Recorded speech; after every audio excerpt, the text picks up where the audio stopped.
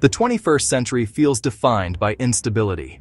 From the streets of Paris to the borders of Eastern Europe, from financial markets in Asia to political upheaval in South America.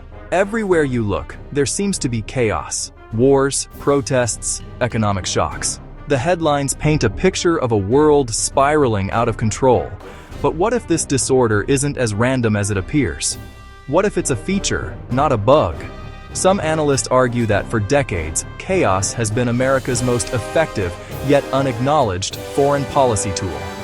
The theory suggests that in the wake of global instability, power vacuums are created. When regions collapse, whether through internal conflict or external pressure, the existing order shatters. And into that void, the US often steps in, positioned not as an aggressor, but as a savior. This intervention takes many forms: humanitarian aid, crucial economic loans, and military support. Consider the pattern. Iraq, Afghanistan, Ukraine. Behind every crisis, a new form of control is quietly built. This control isn't necessarily achieved through outright conquest or lasting peace, but through a carefully managed state of dependency. Nations shattered by conflict become reliant on American military protection and reconstruction funds. Economies crippled by sanctions become dependent on access to the US dollar and its financial systems. It's a stark reality of geopolitics. When the world burns, someone is there to sell the water, and often, the infrastructure to carry it. This isn't to suggest a grand conspiracy orchestrated from a single room, but rather a consistent strategic pattern that has emerged over time. A pragmatic, if ruthless approach to maintaining global dominance.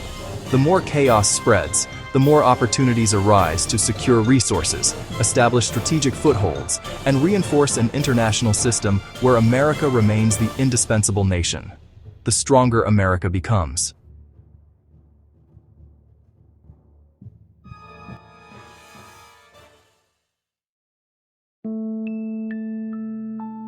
The next world war won't be fought with tanks or missiles.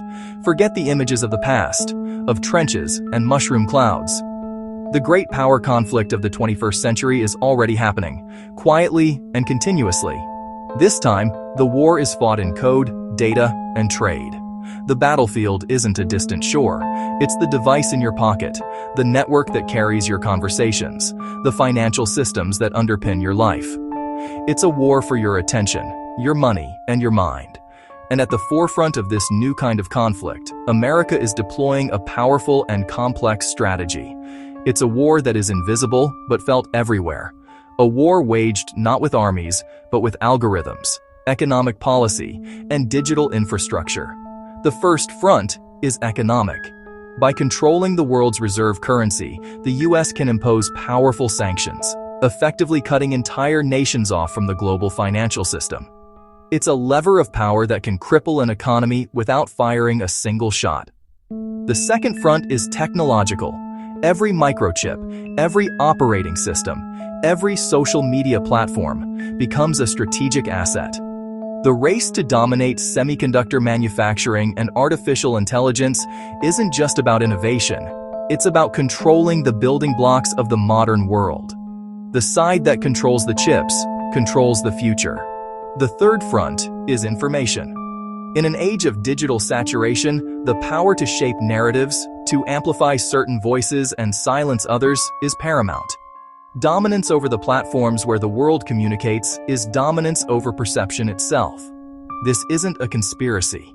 It's geopolitics in the digital age. A quiet, persistent struggle for influence. World War III won't have a dramatic start because it's already running in the background. For generations, the American dream was a global beacon. It wasn't just about wealth.